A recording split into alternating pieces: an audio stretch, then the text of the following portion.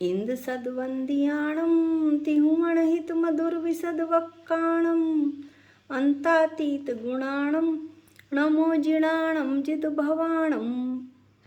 हम सभी पंचस्थिकाय संग्रह का अध्ययन कर रहे हैं। इसमें भी हम प्रथम अधिकार का स्वाध्याय कर रहे हैं। प्रथम अधिकार के स्वाध्याय में इससे पहले वीडियो में हमने गाथा 31 और गाथा 32 का कुछ भाग पढ़ा था और शेष भाग आज पढ़ेंगे। गाथा पाठ करते हैं। आ गुरु लहुगा अनंता तेहिम अनंतेहिम परिणदा सव्वे देसे हिम असंखादा सिये लोकम सव मावण्णा के चित्तु अणावण्णा मिच्छा दंसण कसाये जोग जुदा विजुदा य तेहिम बहुगा सिद्धा संसारिनो जीवा। यहाँ पर अमरचंद आचार्य ने टीका में बतलाया था कि जीवों का स्वाभाविक प्रमाण बताया था और साथ ही वे बता रहे थे कि मुक्त और अमुक्त ऐसे जीवों का विभाग किया था कि ये दो प्रकार के होते हैं, एक संसारी और दूसरे सिद्ध भगवान।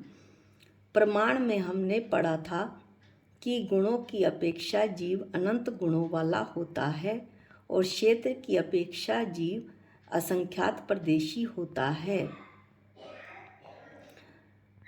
अब इसके बाद हमने पढ़ी थी एक बात, दूसरा पॉइंट पढ़ा था कि जीव में आगुरु लघुत्व नाम का स्वभाव होता है। इस स्वभाव के कारण जीव अपने स्वरूप में प्रतिष्ठित रहता है, अर्थात उसमें उत्पाद व ध्रुव्य होते हैं।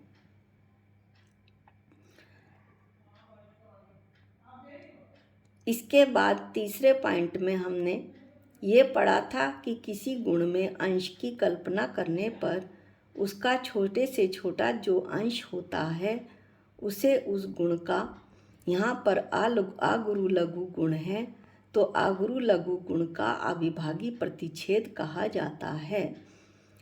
इसके बाद हमने चौथा पॉइंट पढ़ा था कि आगुरु लघु स्वभाव के अनंत अंशों में स्वभाव से ही प्रति समय षड्गुणी हानि वृद्धि होती रहती है।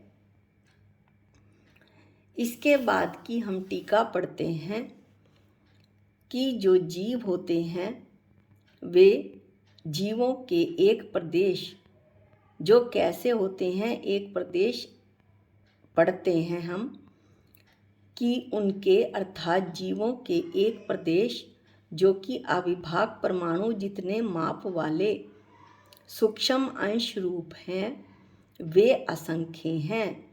अर्थात जीवों का जो एक प्रदेश है वो अविभाग परमाणु वाला माप वाला है, यानी जिसका कि और विभाग नहीं हो सकता और सूक्ष्म अंश रूप हैं।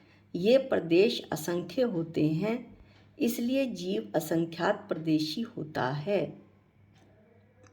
ऐसे उन जीवों में जिसके असंख्यात प्रदेश हैं, ऐसे जीवों में सभी जीवों के असंख्यात प्रदेश होते हैं, लेकिन कुछ कथनचित केवली समुद्घात के कारण लोक पूर्ण अवस्था के प्रकार द्वारा समस्त लोक में व्याप्त होते हैं और कुछ समस्त लोक में अव्याप्त होते हैं। यहाँ पर हम समुद्घात का वर्णन पढ़ ही लेते हैं ताकि हमें बात अच्छे से समझ में आ जाए कि जो असंख्यात प्रदेशी होते हैं सभी जीव वो किस तरह से केवली समुद्घात में लोक पूर्ण अवस्था में यानी लोकाकाश में कैसे उनके आत्मा के प्रदेश केवली भगवान के फैल जाते हैं और कुछ जीवों के लोक में नहीं फैलते क्योंकि उनमें समुद्घात नहीं होता। तो हम समुद्घात पढ़ते हैं।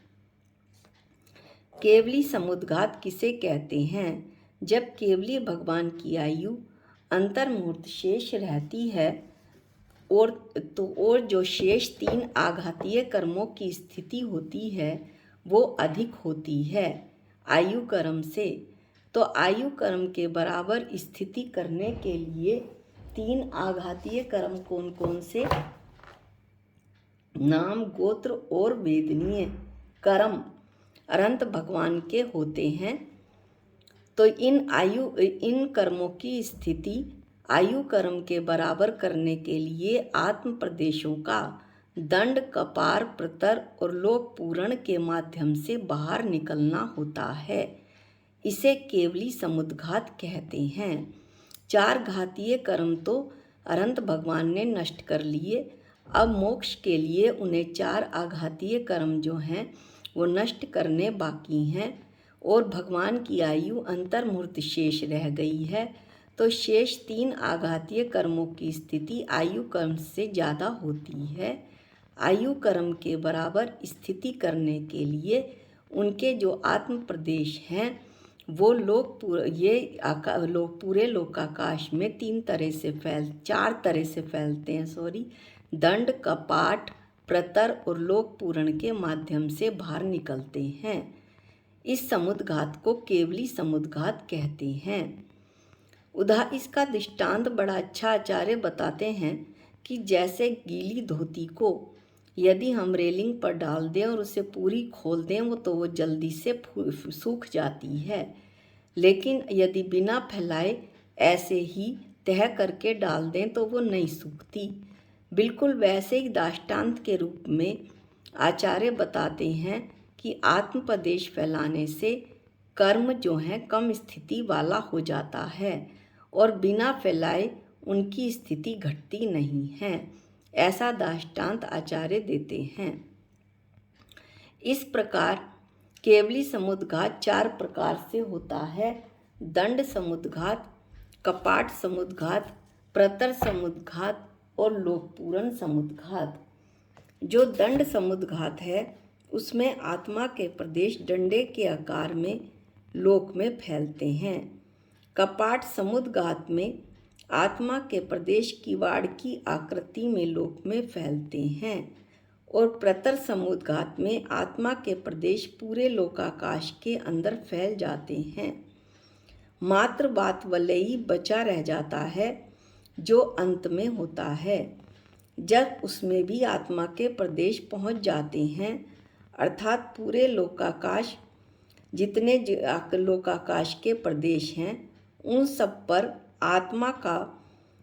उन सब प्रदेश के ऊपर आत्मा का एक एक प्रदेश बैठ जाता है। यानी असंख्यात प्रदेश हैं लोकाकाश के, तो आत्मा के असंख्यात प्रदेश उन सभी पॉइंटों पर एक एक प्रदेश के ऊपर, आकाश के एक एक प्रदेश के ऊपर बैठ जाता है, तो वह लोक पूर्ण समुद्घात कहलाता है। इस प्रकार कहते हैं कि कुछ जीव जो हैं वो केवली भगवान को कहा कि कुछ जीव लोक पूर्ण अवस्था के द्वारा अपने आत्मा के प्रदेश को समस्त लोक में फैला लेते हैं, क्योंकि जो है आत्मा भी असंख्यात प्रदेशी है और लोकाकाश भी असंख्यात प्रदेशी है। आगे कहते हैं आचार्य कि कुछ समस्त लोक में अव्याप्त होते हैं, यानी समुद्घात के बिना जो है वो लोक में समुद्घात नहीं होता तो वो लोक में भी नहीं फैलते उनके आत्मा के प्रदेश। अब आगे बताते हैं कि और उन जीवों में, कौन से जीवों में, मुक्त और अमुक्त जीवों में, जो अनादि प्रभा रूप से प्रवर्तमान मिथ्या दर्शन कषाय योग सहित हैं, अर्थात जो जीव संसारी हैं और मिथ्या दर्शन कषाय योग सहित हैं वे संसारी जीव हैं, और ये जो मिथ्या दर्शन कषाय योग है वो उनमें अनादिकाल से प्रवर्तमान है। अनादिकाल से मिथ्या दर्शन कषाय उनके साथ है और वे संसारी हैं, तथा जो इनसे विमुक्त का मतलब है विशेष रूप से मुक्त, अर्थात संपूर्ण रूप से मुक्त। किससे संपूर्ण रूप से मुक्त हुए हैं? मिथ्या दर्शन कषाय योग से जो रहित हो गए हैं अपने पुरुषार्थ के बल पर, वे सिद्ध हैं और वे हर प्रकार के जीव अनेक हैं। क्या कहना चाहते हैं आचार्य कि जो संसारी जीव हैं वो भी अनेक हैं और सिद्ध जीवों में से भी हर प्रकार के जीव अनंत हैं। इसलिए संसारी जीव भी अनंत प्रकार के हैं और सिद्ध जीव भी अनंत प्रकार के हैं। इस तरह ये गाथा पूर्ण हुई, जिसमें हमने कई बातें पढ़ी। हमने ये भी पढ़ा कि आगुरु लघुत स्वभाव क्या होता है। आगुरु लघुत स्वभाव के कारण जो है जीव अपने स्वरूप में प्रतिष्ठित रहता है। गुणों के दृष्टि से जीव अनंत गुण वाला होता है। प्रदेश की दृष्टि से असंख्यात प्रदेशी होता है। इसके बाद हमने आविभागी प्रतिच्छेद पढ़ा कि आगुरु गुरु लघु गुण का जो छोटे से छोटा अंश होता है उसे आविभागी प्रतिच्छेद कहते हैं। पिछले वीडियो में षट स्थान पतित वृद्धि हानि की चर्चा भी बहुत अच्छी तरह से हुई थी। इस प्रकार हमने इसमें ये सब बातें पढ़ते हुए हमने आगे समुद्घात के बारे में भी आज विशेष विवरण किया, जबकि हम ये जैन सिद्धांत प्रवेशिका में पढ़ चुके हैं। फिर भी हमने केवली समुद्घात कैसे होता है और लोक पूर्ण अवस्था में कैसे उनके आत्मा के प्रदेश पूरे लोकाकाश में फैल जाते हैं, ये बात इसकी भी चर्चा हुई। और कुछ जीव जो होते हैं वो समुद्घात के बिना होते हैं, समुद्घात उनमें नहीं होता।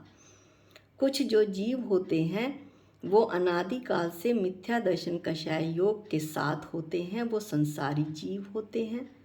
और जो उन्होंने अपने पुरुषार्थ के बल पर पूरी तरह से मिथ्या दर्शन कषाय योग से जो रहित हो गए हैं, पूरी तरह उन्होंने अपने को विमुक्त कर लिया है मिथ्या दर्शन कषाय योग से, वे सिद्ध भगवान हो गए हैं। सिद्ध भगवान भी अनंत हैं और संसारी भी अनंत हैं। इस तरह आज हमने गाथा 31 और 32 का शेष भाग पढ़ा। अगले वीडियो में हम गाथा 33 का अध्ययन आरंभ करेंगे। आज के लिए इतना ही। निज निधि निज में बताई ये अनंत उपकार है, इसके लिए जिन वाणी माँ को वंदनानंत बार है, वंदनानंत बार है। सबको जय जिनेन्द्र।